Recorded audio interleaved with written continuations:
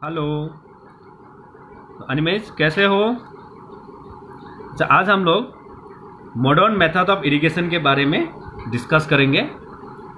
ठीक है, तो इससे पहले वाला जो हमने method of traditional method of irrigation के बारे में डिस्कस किया था, क्या वो सारा चीज़ समझ में आया?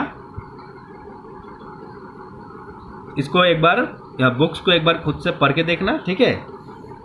तो आज हम लोग पढ़ते हैं और जानते हैं, डिस्कस करते हैं कि मॉडर्न मेथड ऑफ इरिगेशन के बारे में। मॉडर्न मेथड ऑफ इरिगेशन से क्या होता है कि हमें बहुत हेल्प मिलता है पानी का इस्तेमाल करने के लिए। इकोनॉमिकली हम पानी का इस्तेमाल कर सकते हैं। ठीक है, पहले का समय में जो ट्रेडिशनल मेथड में जो इरिगेशन का, उसमें था क्या कि पानी का इस्तेमाल हम लोग सही प्रकार से नहीं करते थे। जितना ज़रूरत होता था पानी, हम उससे कई गुना ज़्यादा पानी डालते थे।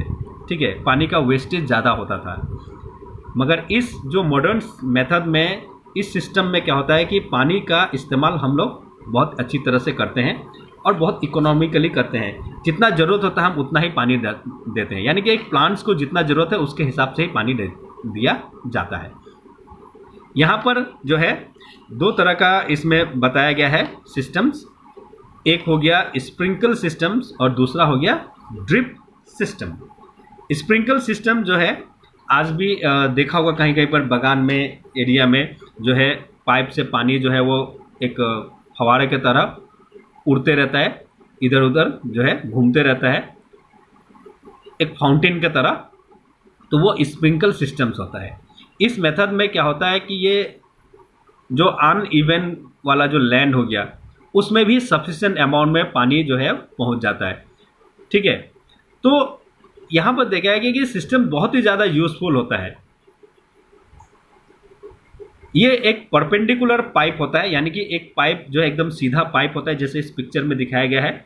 ये एकदम ऐसे सीधा सीधा पाइप है। ठीक है, और यहाँ पर कुछ नोजल्स लगा हुआ होता है।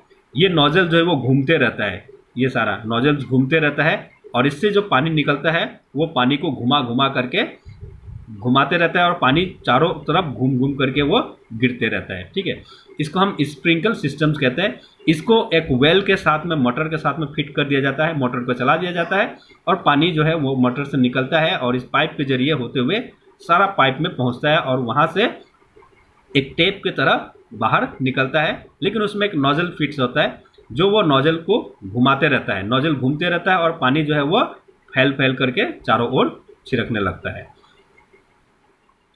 तो इसमें रोटेटिंग नोजल्स होता है। ठीक है, ये ज्वाइन होता है मेन पाइप के साथ में एक रेगुलर इंटरवल टाइम में। जब पानी को छोड़ा जाता है, फ्लो किया जाता है उस पाइप के जो मेन पाइप के द्वारा, तो प्रेशर के मदद से, ठीक है, ये हेल्प पंप का हेल्प से, एक प्रेशर के मदद से ये चारों ओर फैलने लगता है। इससे क्या होता है कि जो रोटेटिंग नोजल्स होता है, ये उससे पानी जो है वो चारों ओर फैल जाता है। इससे क्या होता है कि स्प्रिंकल यानी कि मतलब वो छितरा जाता है। ठीक है, चारों ओर क्रॉप्स का। अगर बारिश नहीं भी हो रहा हो या बारिश जैसे बारिश होता है, ठीक है, बिल्कुल बारिश जिस प्रकार से होता है ठीक वैसे ही ये नोजल जो है पानी को भी वैसे ही डालते हैं क्रॉप्स के ऊपर में।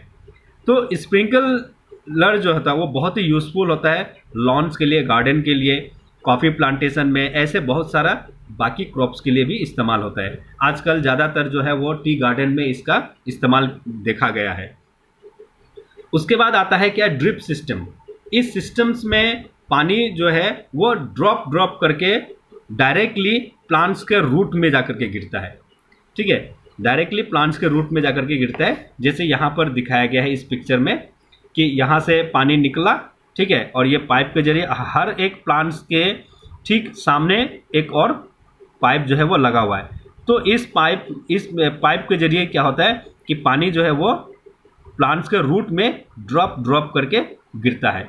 तो इससे पानी का वेस्टेज नहीं होता है और प्लांट्स को भी सफिशिएंट अमाउंट में वाटर मिल जाता है। ठीक है, तो ये एक ऐसा बहुत ही बढ़िया टेक्निक है जिसका इस्तेमाल किया गया है। जैसे फ्रूट्स वाला प्लांट होता है उन सब में देने के लिए, गार्डन में, ट्रीज़ में। ठीक है, इसका ये एक यानी कि एक बूंद की तरह होता है रीजन जहाँ पर ये पानी अवेलेबिलिटी का बहुत ही कम, यानी कि एक वरदान होता है जहाँ पर पानी बहुत कम मात्रा में पाया जाता है। ऐसे एरिया के लिए ये एक वरदान के जैसा साबित होता है। ठीक है, अब हम लोग जानेंगे कि वीट प्रोटेक्शन, यानी क्रॉप्स को हम वीट से कैसे प्रोटेक्ट करेंगे। तो वीट का फील्ड में या फिर राइस का फील्ड में हमने देखा होगा कि कुछ दूसरा प्लांट्स भी जो है ग्रो हो जाते हैं, उनके साथ साथ जंगल जो है उग जाता है। तो बहुत सारे ऐसे फील्ड में ये प्लांट जो है अनडिजायरेबल होते हैं, ये प्लांट्स अपने आप उगते हैं जिनका हमें ज़रूरत नहीं होता, और ये प्लांट्स क्रॉप्स को बहुत नुकसान पहुंचाते हैं। तो ऐसे प्लांट्स को जो है हम कहते हैं वीड्स, जो अनडिजायरेबल प्लांट्स जो ग्रो होता है खेतों में, उसको वीड्स कहा जाता है। इन वीड्स को हटाना बहुत ज़रूरी होता है। एक प्रोसेस होता है जिससे वीड्स को रिमूव करते हैं, उसको हम कहते हैं वीडिंग। वीडिंग बहुत ज़रूरी होता है क्योंकि वीड्स क्या करता है कि क्रॉप्स का प्लांट के साथ में कम्पीट करते हैं, यानी कि उसके साथ में कंपटीशन करता है कि सबसे ज़्यादा न्यूट्रिएंट्स कौन लेता है। तो ये वीड जो है सबसे ज़्यादा न्यूट्रिएंट्स मिट्टी से ले लेते हैं और क्रॉप को नहीं मिलता है, कम मात्रा में मिलता है, जिसके कारण से क्रॉप जो है वो बहुत धीरे से ग्रो होता है और फुल्ली ग्रोथ नहीं होता है, और इससे क्रॉप खराब हो जाता है। तो इसी कारण से हमें वीड्स को हटाना बहुत ज़रूरी होता है। ठीक है, क्योंकि ये वाटर भी ले लेते हैं, न्यूट्रिएंट्स भी ले लेते हैं, जगह भी ले लेता है और लाइट भी ले लेता है, जो कि ये सारा चीज़ प्लांट्स को नहीं मिलता। इससे उनको ग्रोथ में इफेक्ट पड़ता है।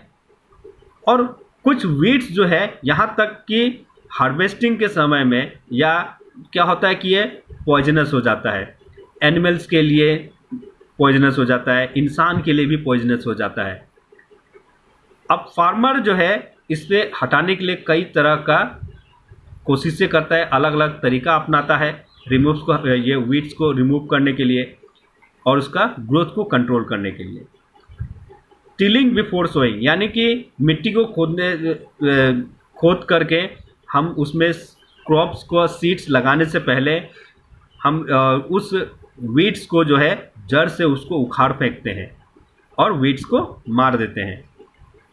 उसके बाद फिर हम उसको सुखा देते हैं। सुखाने के बाद में फिर क्या होता है कि वो मिट्टी के साथ जब मिक्स अप हो जाता है तो एक ह्यूमस का रूप ले लेता है।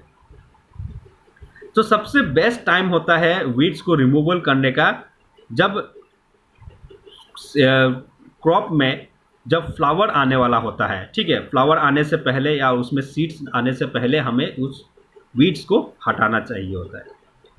इसमें दो तरीका का इस्तेमाल किया जाता है। एक मैनुअल प्रोसेस से यूज़ किया जाता है, यानी कि इंसान जो है हर फील्ड में घुस करके अपने हाथों से वीड्स को उखाड़ करके फेंके।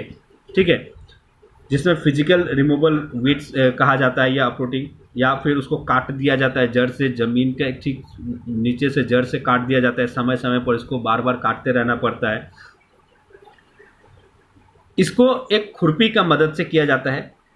सीड ड्रिल भी इसका इस्तेमाल किया जाता है वीड्स को हटाने के लिए। ठीक है, तो वीड्स जो है कंट्रोल किया जाता है कुछ केमिकल्स के द्वारा भी, जिसको हम वीडीसाइड्स कहते हैं। इस केमिकल को हम वीडीसाइड्स कहते हैं, जैसे कि 2,4-D, ये सब वीडीसाइड्स है। ये इनको क्या किया जाता है, फील्ड में छिड़का जाता है। इससे क्या होता है कि सिर्फ वीड्स ही मरते हैं, क्रॉप्स का कोई नुकसान नहीं होता है, क्रॉप्स को कोई डैमेज नहीं होता है।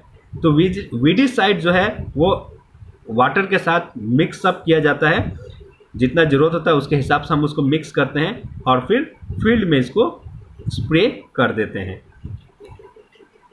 यहाँ पहले ही बताया गया है कि वीडीसाइड जो है वो स्प्रेइंग किया जाता है ड्यूरिंग वेजिटेटिव ग्रोथ। वीड्स का जब ग्रोथ होता है उस समय, यानी कि क्रॉप्स में फ्लावर आने से पहले वीडीसाइड्स का इस्तेमाल किया जाता है, या सीड्स का फॉर्मेशन से पहले।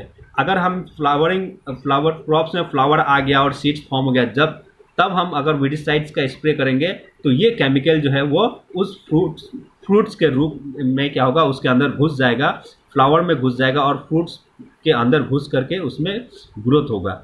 और तब ये फ्रूट्स को अगर इंसान खाए या जानवर खाए तो उसके लिए नुकसान हो जाता है, पॉइजनस बन जाता है। इसी कारण से फ्लावर आने से पहले या उसमें सीड्स फॉर्म होने से पहले वीडिसाइड्स का स्प्रे किया जाता है, ठीक है। और ऐसे करते समय अपने नाकों को जो है अच्छी तरह से, मुंह को, नाक को ढक लिया जाता है ताकि वो स्प्रे जो है हमारे नाक में या मुंह में ना घुस जाए। अगर घुस जाएंगे तो हमारे लिए खतरा पैदा हो जाएगा, ठीक है।